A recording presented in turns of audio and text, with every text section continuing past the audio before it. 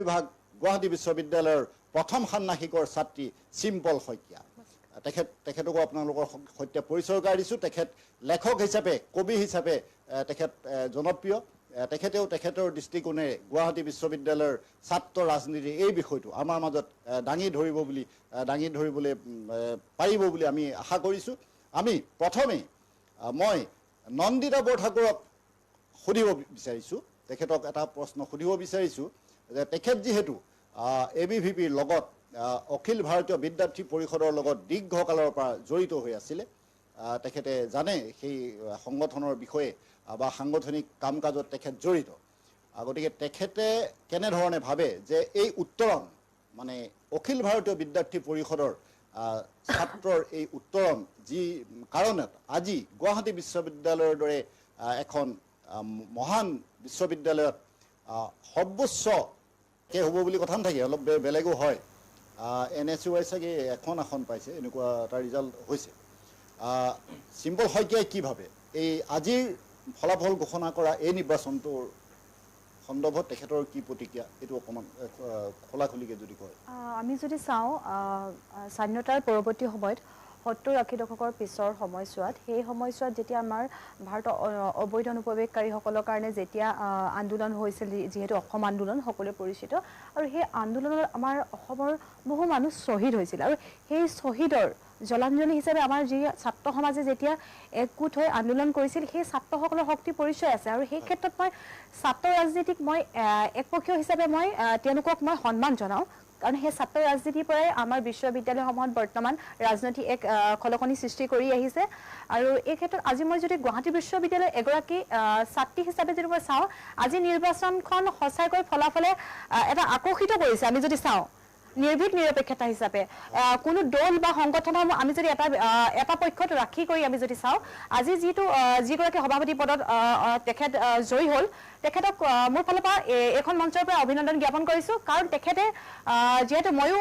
নামভৰ্তিৰ সময়ত যিখিনি সুবিধা পালোঁ বা ডিব্ৰুগড় বিশ্ববিদ্যালয় কটন বিশ্ববিদ্যালয়সমূহত যদি সেইখিনি সুবিধা প্ৰদান কৰিছে ছাত্ৰ ছাত্ৰীৰ ক্ষেত্ৰত, আৰু সেইজন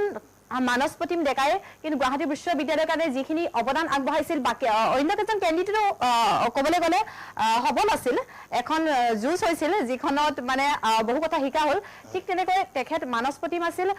যোগাযোগ আৰু সাংবাদিকতা বিভাগৰ এগৰাকী ছাত্ৰ, আৰু তেখেত যিহেতু ইণ্ডিভিজুৱেলি বুলি ওলাই আহিছিল, আৰু তেখেতক সেইখিনিত মোৰ বিবেকেৰে মই তেখেতক সমৰ্থন অলপমান কোনোবাখিনিত কৰিছিলোঁ। আৰু তেখেতৰ যিখিনি এজেণ্ডাসমূহ আছিল সঁচাকৈ বিশ্ববিদ্যালয়খনৰ কাৰণে এটা ভাল লগা এটা বিষয়বস্তু আছিল। আৰু তাৰ পৰৱৰ্তী সময়ত যদি আমি যদি চাওঁ, এটা দৃষ্টি নিক্ষেপ কৰিছিলোঁ গুৱাহাটী বিশ্ববিদ্যালয় এটা ক'ৰবাত অভাৱ অনুভৱ কৰিছিলোঁ, যেতিয়া গুৱাহাটী বিশ্ববিদ্যালয়ত প্ৰতিটো পদত যেতিয়া কিন্তু এগৰাকী মহিলাক কিন্তু উচ্চ পদত কিন্তু অলংকৃত কৰাৰ ক্ষেত্ৰত পদ বিচৰাৰ ক্ষেত্ৰত কিন্তু বাধাৰ সন্মুখীন দেখা গৈছিল, আৰু প্ৰায়সমূহ পুৰুষক দেখা গৈছিল। কিন্তু আমাৰ এই মহিলাৰ ৰাজনীতি কিয়নো পুৰুষকেন্দ্ৰিক হৈছিল, কিয়নো গুৱাহাটী বিশ্ববিদ্যালয় এগৰাকী মহিলাইনো উচ্চ পদ এটা বিষয়ত দাবী কৰিব নাই। অকল মই গুৱাহাটী বিশ্ববিদ্যালয় নাই কোৱা, যিকোনো বিশ্ববিদ্যালয়ৰ ক্ষেত্ৰত এগৰাকী ছোৱালীৰ ক্ষেত্ৰত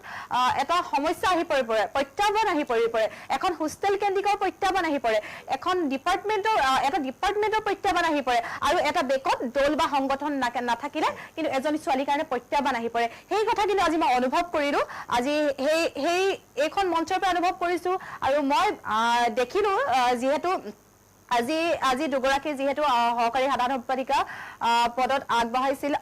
নাৰী অধ্যয়ন বিভাগৰে অনান্যা শৰ্মা, আৰু তেখেত আৰু এগৰাকী আছিল নমিতা শইকীয়া। তেখেতেও দুয়োগৰাকী আচলতে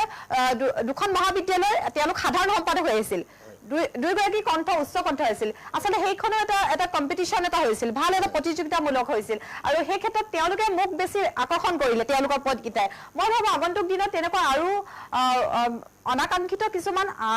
আশাৰ ফল হিচাপে যদি আমাৰ বিশ্ববিদ্যালয়খনলৈ লৈ আহে, ইয়াৰ সঁচাকৈ ভাল লগা হ'ব। আৰু এইখিনিতে মই আজি এইখন মঞ্চৰ পৰাই কওঁ,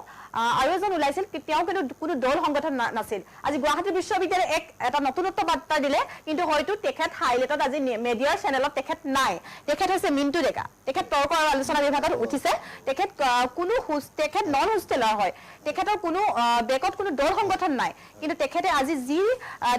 তেখেতৰ যি প্ৰতিভা, তেখেতৰ যি প্ৰাৰ্থিত্ব অৰ্জন কৰিলে সঁচাকৈ আমাৰ বাবে গুৱাহাটী বিশ্ববিদ্যালয়ৰ বাবে ভাল লগা খবৰ আৰু তেখেতৰ লগত মই যিখিনি তেখেতে লাগিছিলোঁ তেখেতৰ কাৰণ আমি কোনো দল সংগঠনৰ সহায় নোলোৱাকৈ তেখেতক আজি আমি জয়ী কৰিব পাৰিলোঁ ইণ্ডিভিজুৱেলি ভাৱে তাৰ কাৰণে সঁচাকৈ আমাৰ বাবে এটা ভাল লগা বিষয় কাৰণ আগন্তুক সময়ত গুৱাহাটী বিশ্ববিদ্যালয় হয়তো কাৰোবাৰ যদি বিশ্ববিদ্যালয়খনৰ সৈতে কাৰোবাৰ হেঁপাহ থাকে কাৰোবাৰ কাম কৰা দুৰ্বাহ হেঁপাহ থাকে হয়তো ছাত্ৰ ৰাজনীতিত খোজ পেলাব বিচাৰে তেতিয়া তেওঁলোকৰ বাবে অনুপ্ৰেৰণা হৈ পৰিব মিণ্টু ডেকা কাৰণ তেওঁক উৎসাহ হিচাপে তেওঁলোকে সাহস হৈ আহিব পাৰিব কাৰণ যি সময়ত নি কাৰোবাৰ ছাত্ৰ ৰাজনীতিৰ ক্ষেত্ৰত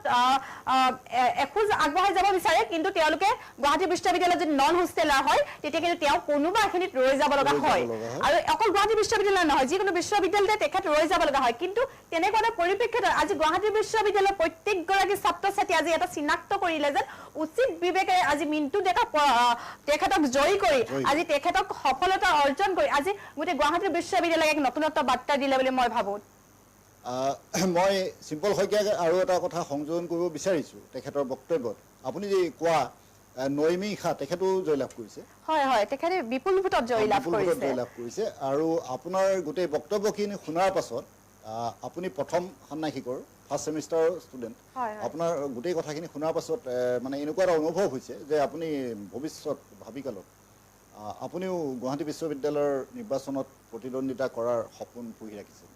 মোৰ গুৱাহাটী বিশ্ববিদ্যালয়ৰ প্ৰতিদ্বন্দ্বিতা হিচাপে মোৰ কোনো সপোন নাই কিন্তু মোৰ এখন সমাজৰ লগত মই যিহেতু জড়িত হৈ আছোঁ সৰুৰ পৰা আৰু মোৰ সামাজিক কিছুমান কামসমূহৰ লগত মোৰ ইতিবাচকভাৱে মোৰ গুৱাহাটী বিশ্ববিদ্যালয় হৈ কিন্তু কাম কৰাৰ হেঁপাহ আছে এনে নহয় যে মই গুৱাহাটী বিশ্ববিদ্যালয়ৰ প্ৰতিদ্বন্দ্বিতা আগবঢ়ালে মই গুৱাহাটী বিশ্ববিদ্যালয়ৰ কাম কৰিম মই গুৱাহাটী বিশ্ববিদ্যালয়ৰ প্ৰতিদ্বন্দ্বিতা আগ নবঢ়ালেও মই আগন্তুক দিনত মই কাম কৰি যাবলৈ মই চেষ্টা কৰিম ধন্যবাদ আপোনাক ধন্যবাদ জনালোঁ মই এতিয়া এটা অকণমান ব্যক্তিগত কথাৰে এই অনুষ্ঠানটোৰ মাজলৈ আকৌ আহিছোঁ ব্যক্তিগত কথাটো এনেকুৱা যে 1996 চনত মই যিবাৰ অকণমান আগতে ক'লোঁ যিবাৰ প্ৰথম অখিল ভাৰতীয় বিদ্যাৰ্থী পৰিষদে প্ৰাৰ্থী দিছিলে আৰু সেই প্ৰাৰ্থীগৰাকী সমীৰণ ফুকন তেখেত বিপুল ভোটত জয়লাভ কৰিছিল সেইটো আছিলে অখিল ভাৰতীয় বিদ্যাৰ্থী পৰিষদৰ প্ৰথম মাইলষ্টন গুৱাহাটী বিশ্ববিদ্যালয় আৰু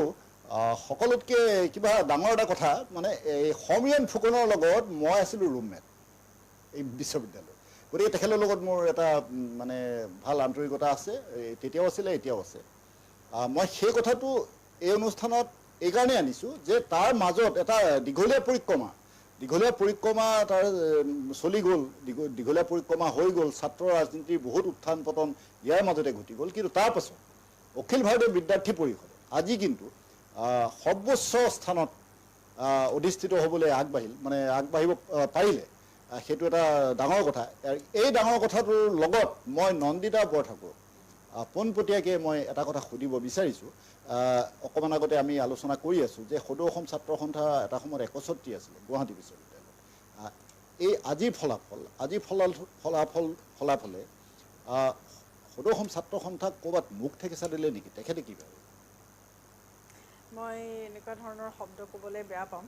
কাৰণ মুখ ঠেকেচা খাইছে নাখাইছে সেনেকুৱা কোনো কথা নহয় কাৰণ কিয় চাওক তেখেতসকলো অসমৰে মানুহ আমি অসমৰে মানুহ আমি সেইটো পাহৰি যোৱাটো উচিত নহয় যোনে যেনেকুৱা কাম কৰিব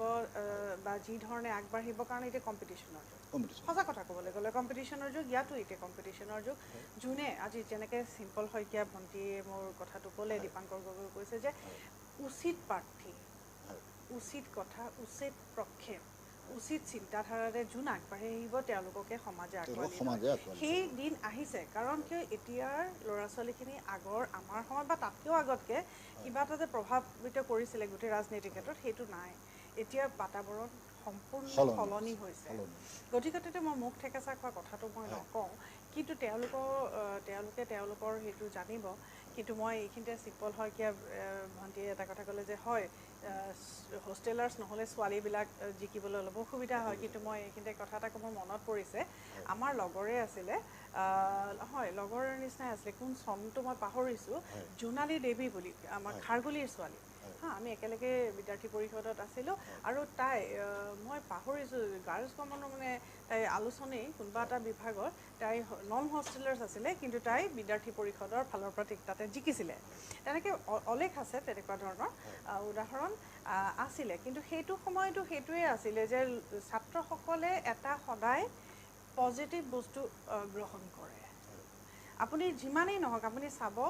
য'তেই যিমান যি হেৰি নহওক সদায় মানুহে এটা আশা কৰিহে ভোট দিয়ে আশা কৰি ভোট দিয়ে আৰু বিদ্যাৰ্থী পৰিষদৰ কথাটো মই খালি এইটো কাৰণে কৈছোঁ বিদ্যাৰ্থী পৰিষদ বুলি নহয় বিদ্যাৰ্থী পৰিষদে প্ৰথমৰ পৰাই